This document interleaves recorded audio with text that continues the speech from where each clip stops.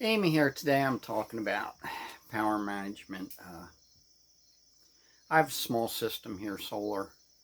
I do not have unlimited resources like some guests like to think from time to time that come up here that you can turn stuff on and just leave it on. Doesn't work that way. So far this week I've had 4 days of rain and there's no sun out there today.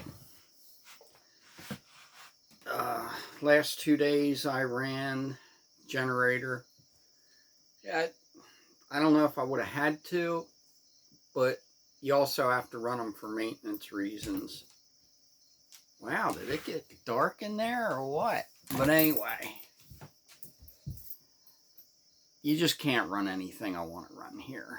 You know, I have music equipment, amplifiers, and stuff like that. And uh, when the sun's out, I don't even worry about anything because during the daytime I'm overproducing anything I throw at it that I have here. So that's no big deal. It's the down days that uh, put you at risk. And to be honest with you, I used to live and die by my power meters. Uh, and I kind of came to the conclusion that, at least the way I have them set up, they're not that accurate, that I might have more than what it's actually reading, or maybe 100% is 100% of your battery life until you reach the low point where it won't operate things. I don't know if that's the case. I really never wanted to tap them out, so to speak, but it's something I'm constantly aware of. And when you have a week of rain and no sun, I try and stay on top of things. And this year I just added the freezer onto the mix, which to run that I do things a little different. When the sun's out, I have it running off my main solar.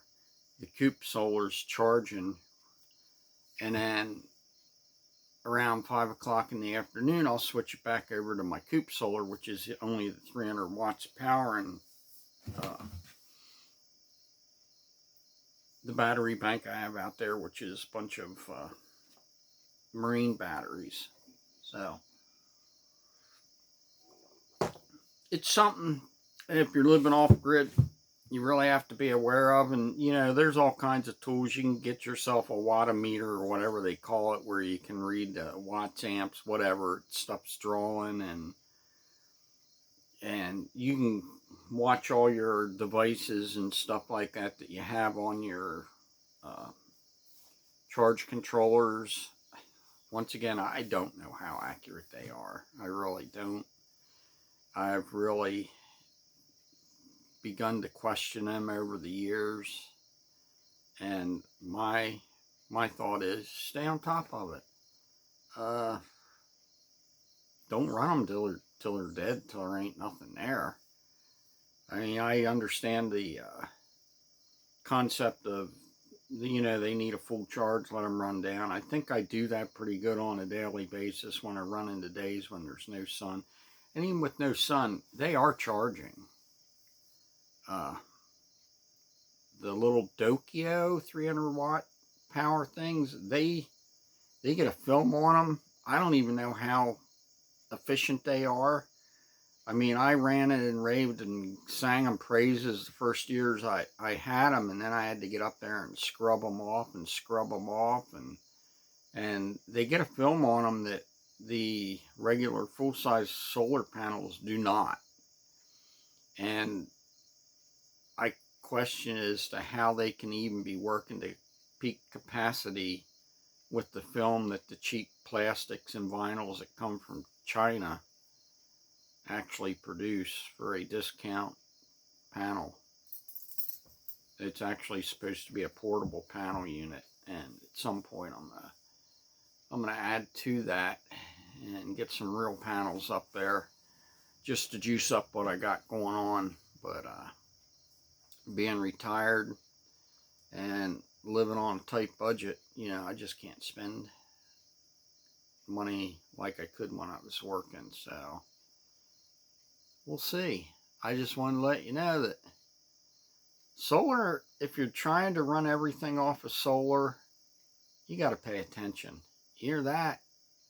If you're rich, it doesn't really matter. You can put the most fantastic system up there, which I see in a lot of off-grid places. I call it lifestyles of the rich and famous off-grid. That isn't me. Everything I do is on a budget. Most of the builds I do is with repurposed building materials. That's not my reality, folks. It just isn't. And I just wanted to share a little tidbit that you got some solar and you're in a situation where I am, you just got to pay attention. You don't have unlimited, oh, solar's free, yeah, sunshine, you're making money. Yeah, that's bullshit. Solar is not free. Solar is not cheap. Solar is not clean in any way, shape, or form. If you don't believe it, research it. They are an environmental nightmare. And that's no joke.